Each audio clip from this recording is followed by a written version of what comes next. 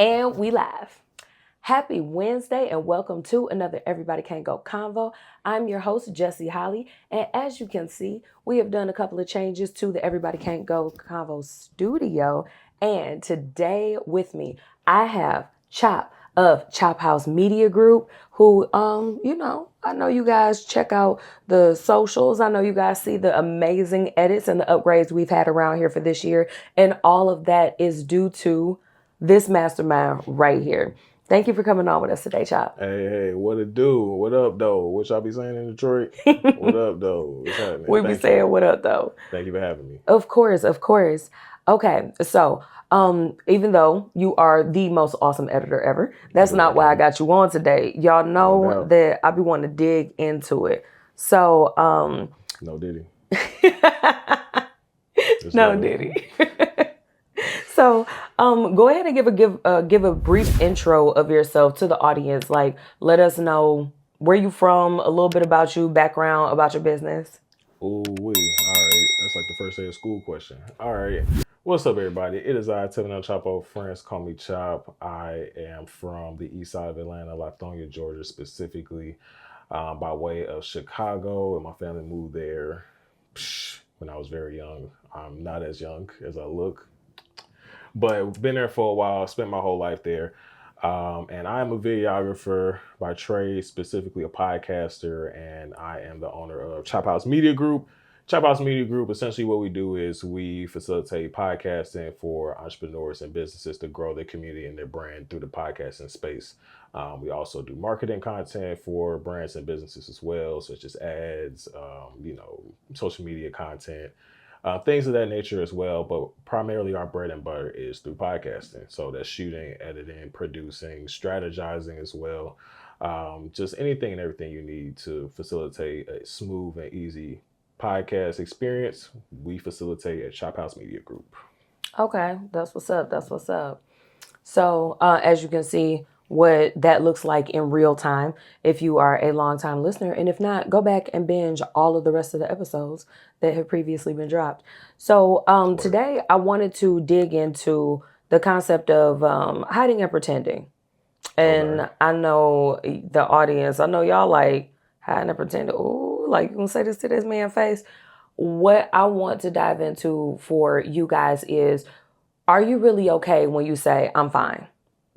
Because we say that all the time when someone's like, oh, hey, how are you? And it's always, I'm good, I'm fine. But are you really? Or is that your default answer? So when we're talking about that concept, it makes me want to dig a little bit deeper into talking about who checks on a strong friend. You strike me as one of those people that, like, you the strong friend, you always got all the answers. Anytime I'm like, oh no, such and such, the house is burning down. Chop, please, what am I supposed to do? Like, you always have those answers. So when we're talking about that concept, when was the last time that you said, I'm fine, in quotes, but you really weren't? Every time. Next question. What? No, we're not going to the next question. Dig into that. What else you got? I don't know. Am I ever really fine? I'm fine enough. Am I ever really fine? Yeah, I mean, fine enough, I guess. I don't know. So if that's always your answer, but there's more behind that, why don't you delve into that? Or are there people that you will actually give them the real answer, not just the I'm fine? I've been a lot better at expressing how I feel with my mother. I have a close friend. Maybe some close friends, I may express some things, but realistically, I kind of just keep it to myself, mainly from a place of thinking that people don't necessarily care. And not to say that people don't care about me as an individual or anything like that.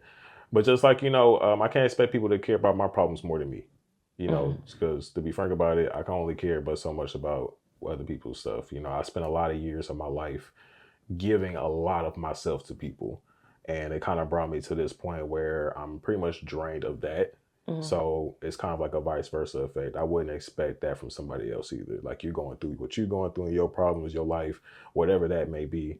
And then you're going to sit and coddle me You know what I mean? It's just kind of like I don't really, um, I don't. That's not to say I don't subscribe to it. It's just not something that's really been my vibe. What I do. So I just learned to endure, to embrace, and kind of just move forward as much as possible. Stay close to God at all times, Mm-hmm. and just do what I can to keep uplifting myself. Essentially. Mm-hmm. Okay, I feel you on that.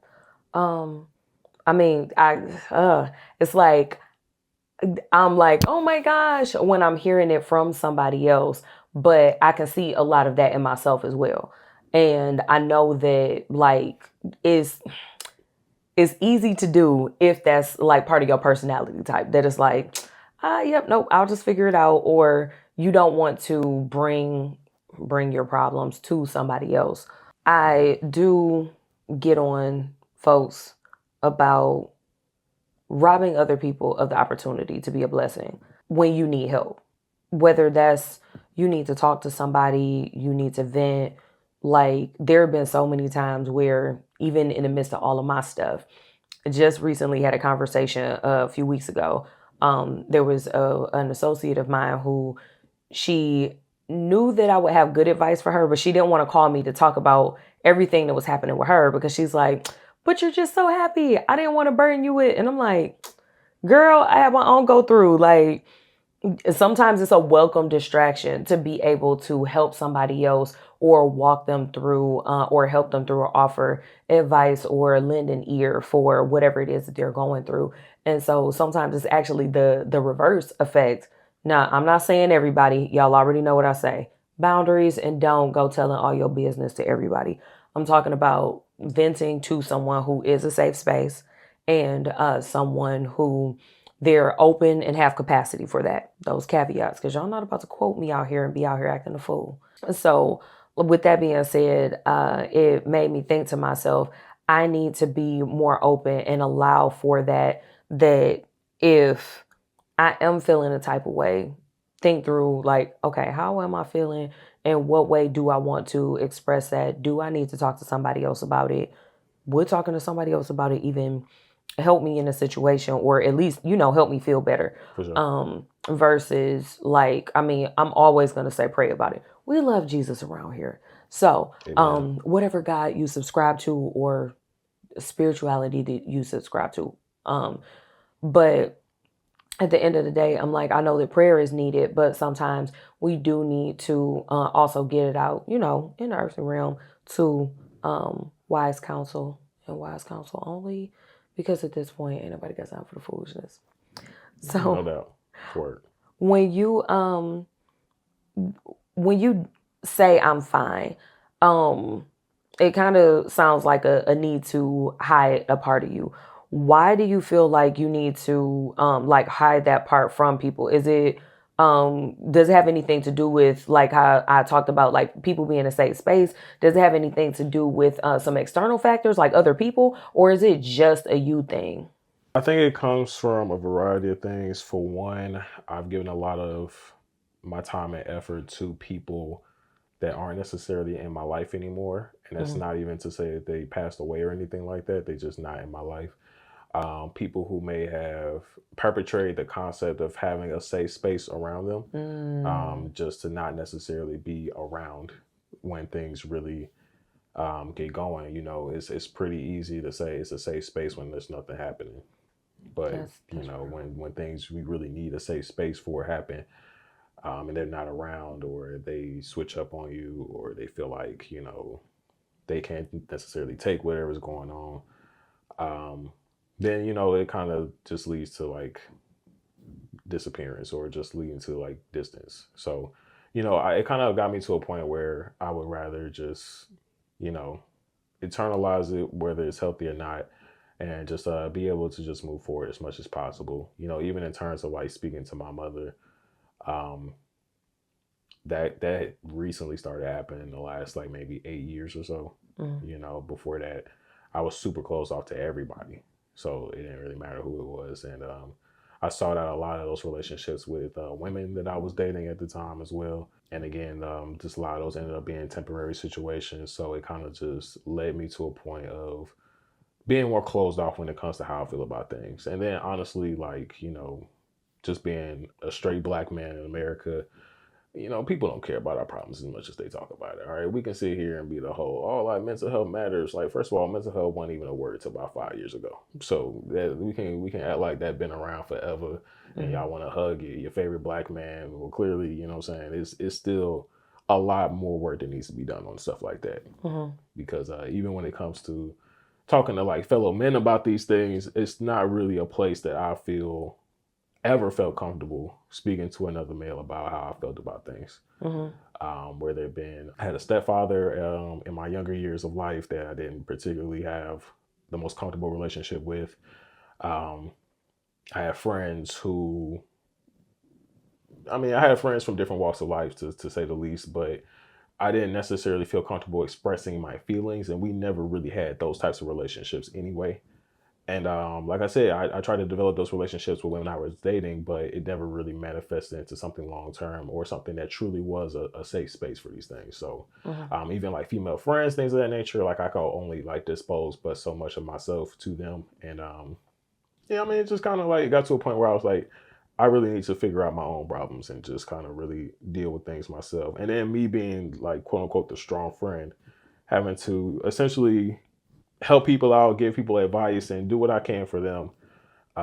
That also takes another toll where it kind of just feels sometimes almost artificial when people, come to you with their problems and then they turn around after, going through what they got going on and ask you if you're okay. And it's like, well, damn, after all this, after what you just said, I'm like, I'm actually straight now. Yeah, I'm good. You know what I mean? Just to protect your peace in a sense. So, just learning a lot more about protecting my peace has helped me a lot. And that comes with that is just me guarding off a lot of how I feel when it comes to expressing that with people. Okay. It's, okay. So this is a me thing. And it was a realization that I had to come to after talking with a couple of people. And I had an associate of mine to point it out that, one, we can't expect us out of everybody. And I, for whatever reason, I grew up thinking it was the norm for like males to have a safe space or like a friend to talk to. Like I've noticed, and this is how the conversation ended up happening or starting in the first place. To me, the concept of a man crying or a man like having, whatever, needing to vent or whatever, any of that type of stuff, have those deep conversations, that has never been foreign to me. So as I'm scrolling through social media, I'm seeing like, to me, and y'all can go ahead and drag me in the comments if I want to. My opinion is mine. I think it Hashtag drag her in the comments, y'all. No, that's how you gonna do me? She about to say. I don't even know what she about to say. But I see all of these weird comments that women make about like the post will be like, what would you do if your man busted out crying in front of you? And I'm like, why is this even a question? Like the natural answer is you help him. Like, what is wrong with you? I'm going to the comments and I'm like appalled. It's like, oh my gosh, like that's gay. That's, oh my goodness, that's so weak. I wouldn't be able to look at him the same. And I'm like, I'm just scrolling and scrolling and scrolling. And I'm like, wait a minute, what have I been doing that is so, I'm not going to say wrong, but against the norm? Because I'm thinking this entire time, if there was a man that had a break like that in front of you as a woman, I'm thinking like, why would you not be there to support him? Because at that point, it would have to be something so painful that he literally couldn't hold it. So I'm like, why would y'all? And I'm like, seeing so many women have that outlook, I had to start like asking male associates, asking male friends, like, hey, so has this happened before? Has that happened before? And coming to find that the consensus, like, I'm walking around like literally in La La Land, thinking that like, oh no, this is a choice. Like because I'm that person that is like, oh, you can always come to me. And because I've always been that person, I've always had to be, had what I would call the privilege at this point, which I didn't see it as a privilege before, of being that person that I'm just like, well, no, I don't need to tell somebody that I seen you crying, but it's like, okay, it happened. Like, what's like to me, it's like not a big deal. I think it's a normal thing. But coming to find out that my normal, quote unquote, is not normal universally, that literally blew my mind. But see, that's a three-sided thing, right? So essentially when it comes to, you know, I can't speak for anybody, but like people like me, like you know, black man, straight black man specifically, it's three-sided, right? When it comes to like, especially the opposite sex really caring about, you know, your mental health or your problems, your issues, you know, someone that you can have support to, right? It's the people that genuinely care, right? That would really care and would really show it, you know what I mean? And whether you want to believe it or not, it's a small percentage, right? Then you got people who don't care, and they be like, those are the ones that say, "Oh, it's gay to cry," or like, "Oh, you can't be showing that's weakness," or you know what I'm saying, like stuff like that. And then you got the ones that will go on social media or tell you that they care, but they really don't. You feel what I'm saying? So it's like they tell you that, but they actually don't. When push comes to shove, they're not gonna care. You know what I'm saying? They're not gonna care about what you're going through, or put themselves to the side for the sake of whatever it is that you got going on. Because at the end of the day, you're still a male in the country. You're still a mayor. You're still a male in society. So it's just kind of like you're not necessarily looked at as someone who needs to show emotion regardless. So like, yeah, you may say, "Oh, I care," but at the end of the day, people done told me a lot of things. So I don't even care to hear it. I done heard a million things. You know what I'm saying? I done heard things. Based on the things I done heard, I'd already been a millionaire by now. You know what I'm saying? The way people don't talk to me. But when it's time for them to cash it in, it's all about the action. You know what I mean? So it's like, how do you actually come in these situations? How do you actually present yourself when times actually do get difficult? You know what I mean? I don't consider myself a difficult person at all. You know what I'm saying? Not personally. I can't necessarily speak for how other people have, you know, been around me, things of that nature. You've been around me for some time too. I don't really try to make situations difficult at all, you know, and I try not to stress too many things, especially now in this phase of my life specifically. But again, like when I'm feeling down or I'm feeling like things are tough, I do cry sometimes. I do express sadness sometimes. I've dealt with depression sometimes. I've dealt with suicidal thoughts sometimes. I've even like gotten to a point where I attempted suicide when I was younger. So I've had these issues for a while.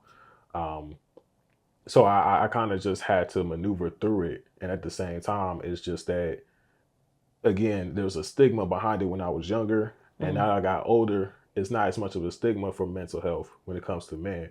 But at the same time, there's not too much of real, genuine care behind it either. So it's just another hashtag. It's another buzzword. Sure. Like, it sounds great on the internet, but real life ain't on the internet. You know what I'm saying? So it's just kind of like, it sounds beautiful in a post. Like when you're going through the Instagram stories, and you know, you see the folks, they repost on this story like, "Oh, it's mental health day. Oh, go hug a man today." So and you like, know what? Man, yeah, y'all doing that from the comfort of your lonely ass bed. You ain't hug nobody, my nigga. Quit playing. Like, come on, man. And that's part of my problem. I'm like, you guys, I thought we were ending the stigma. I'll be that one person that'll go ahead and say it. Like, why would you say that? I thought we were ending the stigma. We don't mean that. And you know, when you put the "we" in there, it's like, oh, no. That's not what I meant. But see, they do mean it. Here's the thing though, like they really do mean it. Because there's nothing to really worry about at the moment of them saying it. But when it comes to execution, that's what I'm saying. Like it's like, oh, okay, like it's like when dudes say, "I'm a real." Are you? I ain't never heard a real ever call himself a real. It's never in my whole life. I know a lot of they've never said it. You know what I'm saying? I've never called myself that. I'm not even considering myself. Well, you can consider me whatever you want to. That is fair. But it's just kind of like, it's the same thing. Like, it's easy to be that when ain't nothing going on. But when you got to take a charge for somebody and you sit in the interrogation, we seen First 48. Everybody real till they get the McDonald's bag. Everybody real till the McDonald's bag come out. You feel what I'm saying? When you've been sitting there for 12 hours hungry as hell and them fries smell good. And they talking about 20 years for something you ain't even do for real, but you know who did it. Who real? And you know what I'm saying? Mental health is the same thing. Like, okay, like, it sounds great. Like, oh yeah, I'll be there for you. Oh yeah, I'm supportive to you. Oh, I'm never going, you know what I mean? I'll never like just turn my back on you, especially when times get hard. I want this to be a safe space. But then let it be That is something they so don't extreme. like. Let it be something they don't like. Then it's like, you remember the meme when he was Chuck the Deuces and be levitate out that mug gone? Like, it's the same thing. So, like I said, like I'll give you another one, zombie apocalypse. Everybody think that they're gonna be the most morally sound person when the apocalypse hits. But let the zombies start walking down the street right now. You know what I'm saying? Like it's all sounds good when everything is fine. But when things start shutting down, when things start hitting the fan, you really see who's there and who's not. Your true self comes out in times of peril every time. When the going gets tough, you put your back against the wall. That is when the truest version of yourself always comes out. Not when everything's hunky-dory and the sun is out. That's real. That's real. No, the zombie apocalypse joint, I'm not going to cap. I talk about that all the time. And of course, everybody think I'm crazy. And I'm like, have you ever... I watched too much Walking Dead. Nah, I watched Walking Dead. I mean, it was kind of mid, but I read this book called World War Z. They made a movie out of it. The movie ain't got nothing to do with the actual book. The book is completely different. Again, it shows you how people will really act in times of times of stress, times of peril, and just really their true nature. So people are always going to show their true nature when their back's against the wall. Yeah, I definitely have thought through what would happen during the zombie apocalypse. And, you know, everybody wants to act like they would be like completely morally sound and all that. I literally thought through like, dang, realistically. Yeah, it sounds great. I know which ones of my family members could not make it. Like literally, we would not be able to make it trying to keep everybody alive. And I'm like, I already know if I get bit, I'm not taking no rations. For what? I already know what my fate is. I'm going to write everybody that little letter. I'm going to leave it on the kitchen table. Go ahead and take my little walk into the woods. And when y'all see me put a bullet in my forehead, like, just put me out of my misery when you see my zombie body later walking around or whatever. I don't want to be here when it happens. So I'm pretty sure anything apocalyptic is going to happen the generation after I'm gone. So I truly believe that the zombie apocalypse was happening when COVID started. So nah, I was like, this is it. It's certain signs. It's like when all the like true, like real humane people leave this earth to a degree. I don't want to compare myself to these people, but like me, people like David Banner, people like Killer Mike. When like our generation starts to, you know, get up out of here, that's when y'all got to start watching for Jesus, boy. He's gonna come out from clouds, or them zombies gonna start walking down the street, or the oil gonna dry up, and y'all gonna start fighting over who can drive a car, or you know what I'm saying, the sun gonna burn out, or the waves gonna get higher, or the snow gonna get rised up, or you know the earth might crack in half, or the smog gets smog in, or that meteor finally hits. Everybody wants to talk about a meteor coming to the earth or whatever. That's a long tangent. We go on to whatever you about to. I'm like, I can't. Y'all see what happens around here when we have a convo. Like, look, I'm for it. I'm for it. I'm good at deflecting my feelings, so I would love to deflect. Excellent observation. Okay, so who checks on you when you're the one that others always go to for support? Like, who checks on you? My mama. Okay. Mama. Shout out to my mom. Man, I hope she sees this. I don't think she will, but I hope she does. You better send her the link. I'm not good at that. I'm going to tell you. That's okay. I'll just keep reminding you. That ain't going to help. Okay. Yeah, y'all see that? He just threatened to block me without threatening to block me. I'm not threatening to block you. I'm threatening to let you know that my phone be on Do Not Disturb. And you can text me 1,000,000 times and I'll read it and maybe doing something. Like, don't let me read it and I'm working. And He not that irresponsible. Y'all, listen, I want this to be the time that I said that if I ever took a long time to hit you up, it was 2 reasons. Either I was doing something when I read your message and I totally forgot about it till days later, or let's move on. That's what I was about to tell on you about. So you know, but my real ones know though. If you in that first category, you already know because you get the message back. It just take a minute though. It does. It will take a hot minute. You'll get that call back. It may not be that same day, but you'll get it back though. And you know what's always easy when you want to side a favor. I can't speak for the rest of y'all. I get my calls and my texts back, so apparently I'm not problematic. So all right, maybe I won't text you a bunch of times. Sometimes you gotta, act like you didn't see it for real. You know what I mean? You know, you lying when their voice get high pitched. Your you voice called ain't. me? When do you do that? Thursday. So now y'all know when he lying. Because you hear his voice ain't high, so now you know when he lying. Nah, Okay, man, so... I'm real truthful. I'm truthful, but I also don't like talking a whole lot either. So let the silence be your answer. Ooh, shade.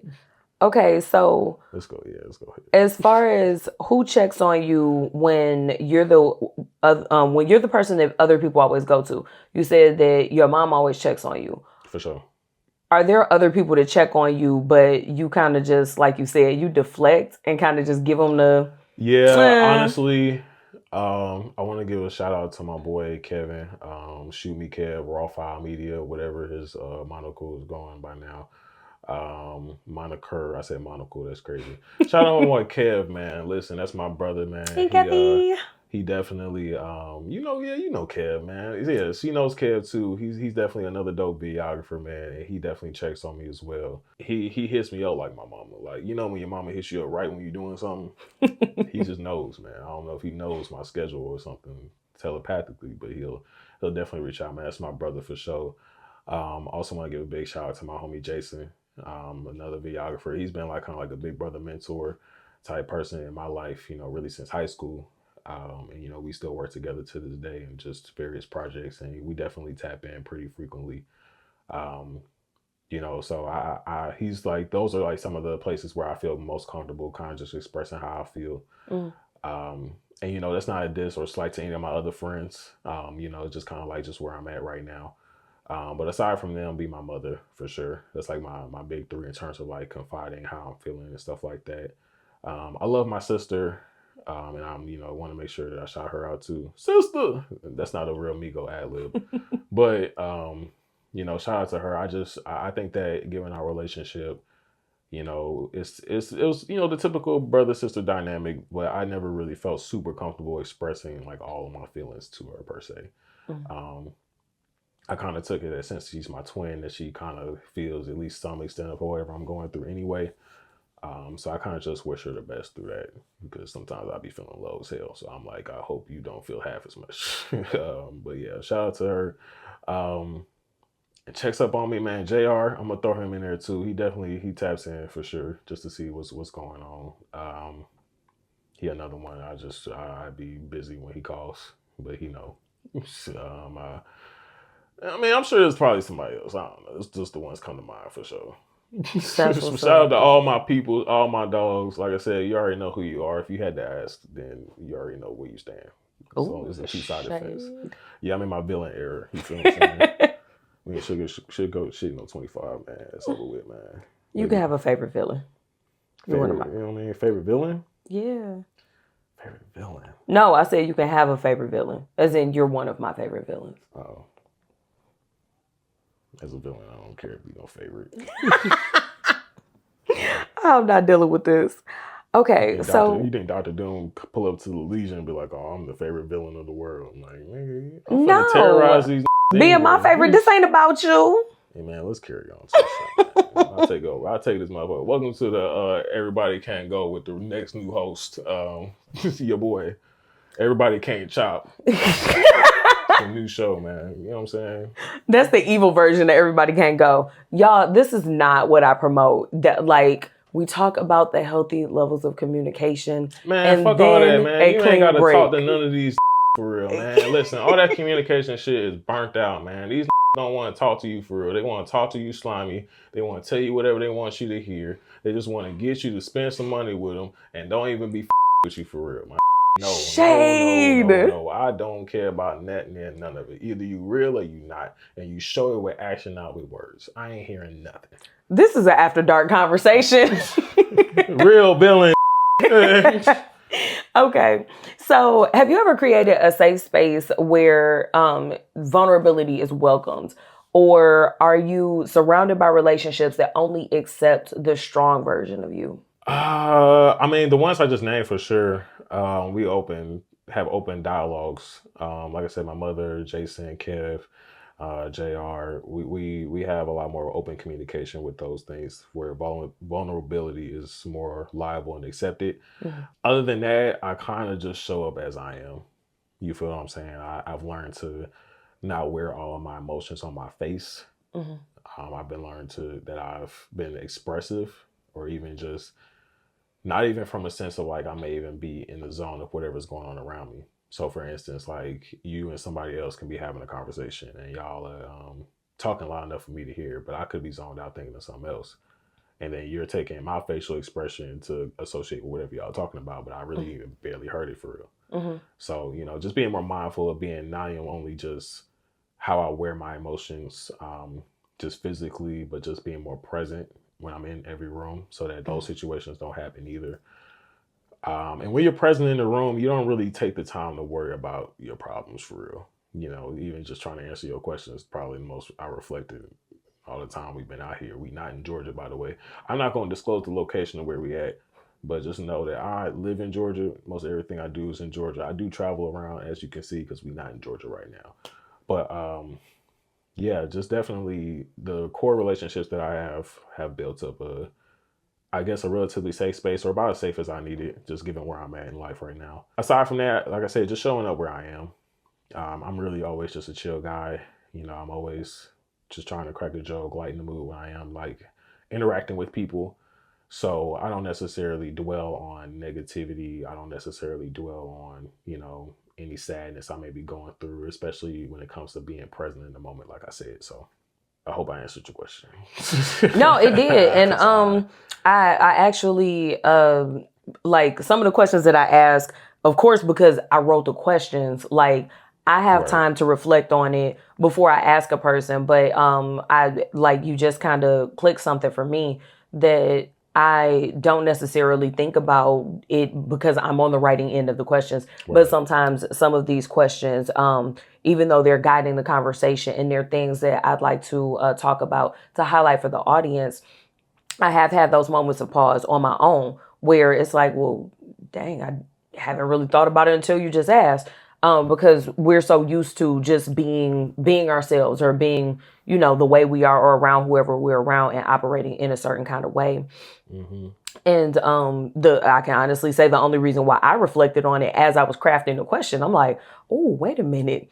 How many people only want to accept the strong version of me? And I started to have to take inventory of the people that I call friends, the people that I spend a lot of time with, looking at the balance. Not that we're keeping score, but when we're actually doing that self-assessment and we're actually taking inventory of the people that are around us and how much energy we're outputting versus how much we are having our cup refilled, and whether or not those relationships are mutually beneficial. I really did have to sit, and I was supposed to be finishing out my question list, but I was just off thinking about that to myself. So Jinkies.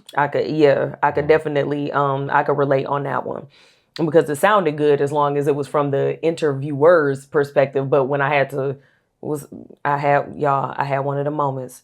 I said, self said, me and self, we had to have a conversation about it.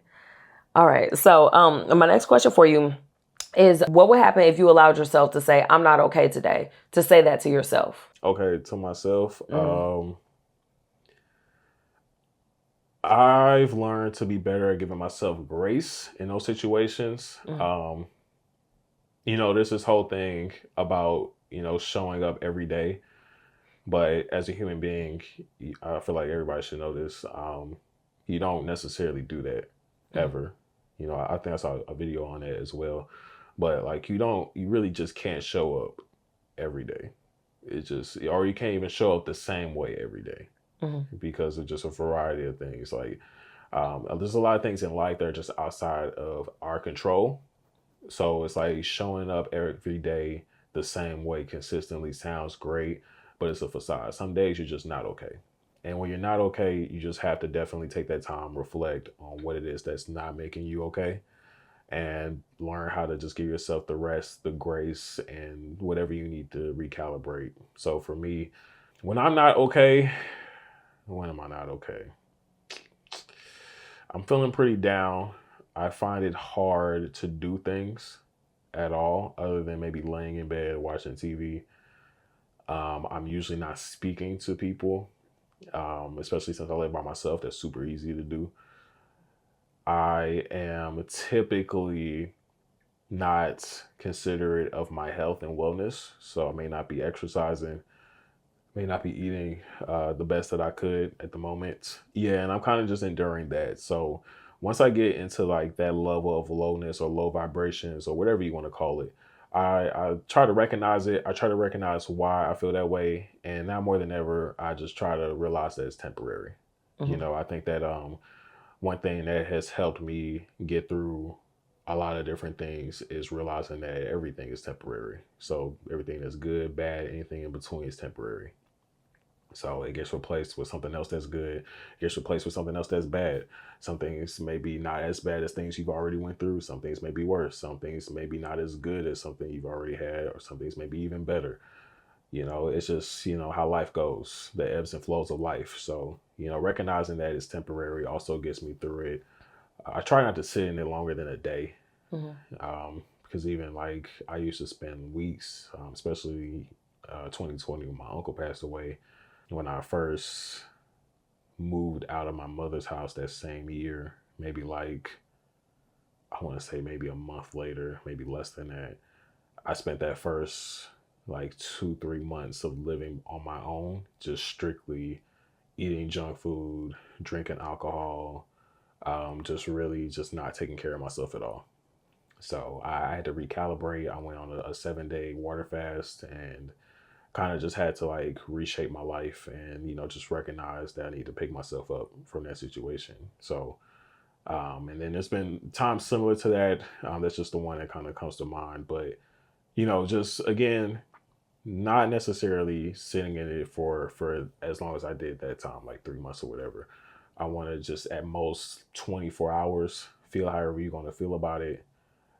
Usually a good long nap or some good sleep will just recalibrate me in a way where I can just like regroup. Um, Especially if it's something like mentally, like if it's not anything physically wrong, like if I don't have like a migraine or I'm having some type of problems like physically or anything like that, then that's one thing. But in terms of like mental, just trying to like recalibrate, it definitely just like giving some time, giving myself some grace, pray on it, whatever the thing is, and just try to distance myself from the negativity or the negative thoughts. Okay, so the challenge. What does it look like if you allowed yourself to say, "I'm not okay today" to someone close to you? What does it look like? Mm-hmm. Uh, Does it look that's a like good not question. saying nothing? Probably saying nothing. Yeah, I probably, like I said, if I'm not feeling okay, I would just close myself off. Mm-hmm. I don't like having that emotion on me or having those feelings on me, and I don't like people feeling like they need to inquire about it Mm-hmm. just based on my energy. Mm-hmm. So if they're doing it because they want to check on me, that's one thing. But doing it because you see me and they're like, oh, you look sad. What's up? It's like, nah, I don't want to bring it up. You feel what I'm saying? So I kind of just like, I just kind of close myself off to it. And I've been a real good at just fixing my own problems. So I don't really like depending on people for a variety of things. I've been like that since forever. That's what got me to move out my mama house. That's what got me my own car for the first time like 10 years ago. I still got that car to this day. That's what got me, to the point of even like jumping out of the 9 to 5 space. I was never the type of person that wanted to feel like I was depending on somebody else. Mm-hmm. I mean, maybe it was just like me having to like be the man of my household to a point. Could just been how I was raised, or just me. Just it could just be a me thing. I don't know, but that's just how I always been. Okay. Okay. All right. And then my last question for you for today, what signs might someone be showing that they're struggling behind the mask of strength? Usually when they put the shiesty mask on and they start robbing, or if they start, punching grizzly bears in the face, I think that's a sign that they may not be okay. And y'all see he says this stuff with a straight face. Like, don't even crack a grin.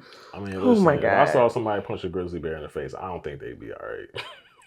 Or at least not after they did it. I don't know. All right, deflection. Y'all see it happening in real time, even though it's comical to me on a serious note. I can't even get it together. You have knocked my cheese off the cracker. My gosh. Yeah, you might not be okay.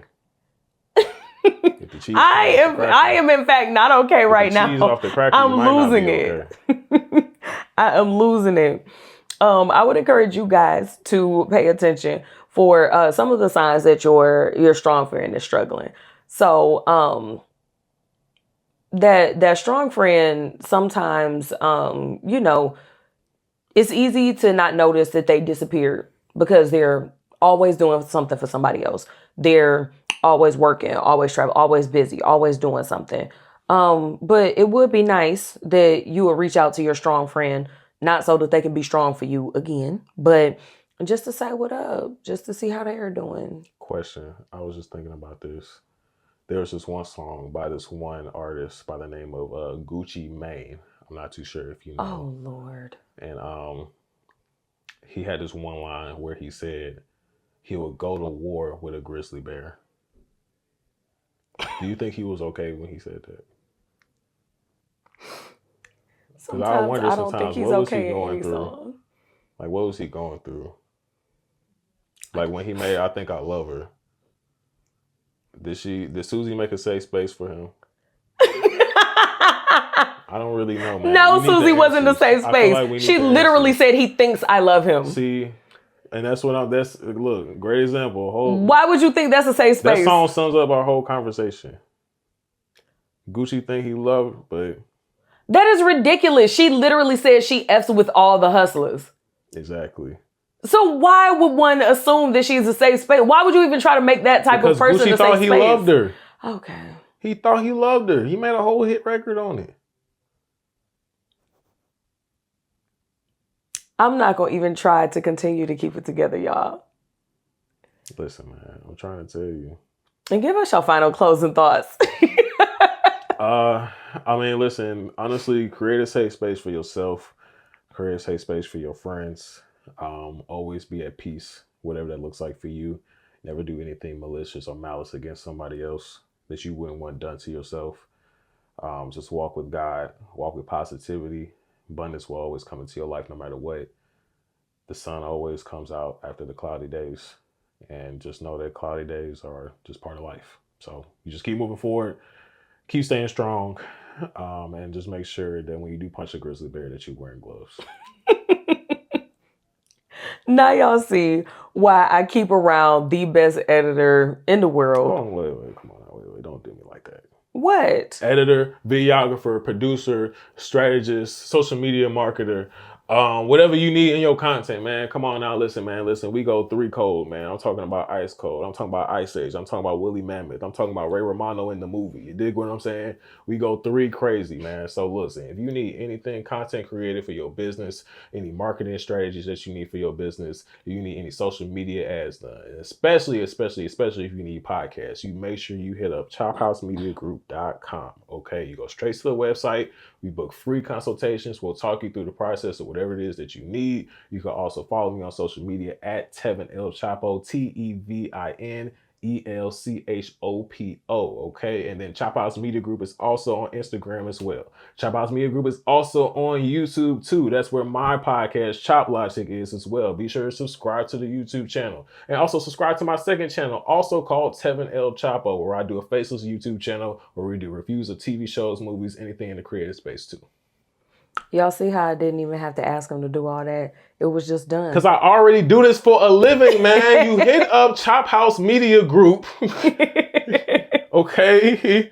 I'm doing this. This is all freestyle, man. You know what I'm saying? Just like Gucci in the booth when he's talking about the grizzly bear. Oh my God. I'm answering my own question. He wasn't okay. Wait a minute. That wasn't okay. Gucci Mane that said that. You talking about help the bear. No, Gucci Mane LaFleur. Millionaire, don't give no care. Tote my pistol anywhere. Go to war with a grizzly bear. That's really guwap, man. That's back when he was on the drugs before he got locked up, man. People talking about he a clone now. Nah, that's still him. He just got his life around. He okay now. He's okay now. But we didn't care. We don't care no more now. That's the problem. That's more exactly what I just got done saying. Exactly what I just got done saying. Gucci is okay now, and we don't give a But when he was leaned up with the big old pregnant belly, threatening to slap people with pistols and go to war with grizzly bears, y'all forgot about how he was on Twitter trying to sell Waka Flocka contract for a bag of Skittles. Something crazy like that. It wasn't that specifically, but it was crazy next to nothing, $2 or something. Oh my God. I remember I was there. I was there live when it happened. This was right before he got locked up. He was high on them drugs. He was not okay, but we was entertained. But now he quiet, got his life right. He got 6-pack abs, enjoying his wife and family, healthy. You know what I'm saying? I don't know about his artists. That's another story for another day. Rest in peace to a few of them, and free the rest of them. You dig what I'm saying? But him specifically, we don't want to talk about his healing process. And that's more what I'm saying, man. We entertained by we don't ain't entertained by the healing. That's why we don't care about the healing.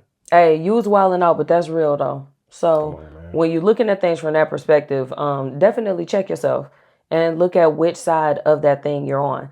I'd like to assume that because you tune in here, that you are on the healthier side of that, but who knows? There may be some room for improvement for you. So I want to thank you so much for falling through, for coming through and being live in Everybody Can't Go Studios, and for also editing this and being amazing. So, yeah, also, please don't forget, subscribe to the YouTube channel. Make sure y'all catch all the episodes that Everybody Can't Go, not only the ones that have me in it. And you also make sure you follow on social media. Also, make sure you like up the post. Make sure you comment below your favorite moment. If you ever went to war with a grizzly bear, we need to know about it, all right? We need you on the show. All right. If you fought a grizzly bear or any type of bear, yogi, whoever, and you live to see another day afterwards, comment below so that we can get your testimony. We need that. And with that, thank you for tuning in, and we will see you next week for another Everybody Can't Go Convo. Peace.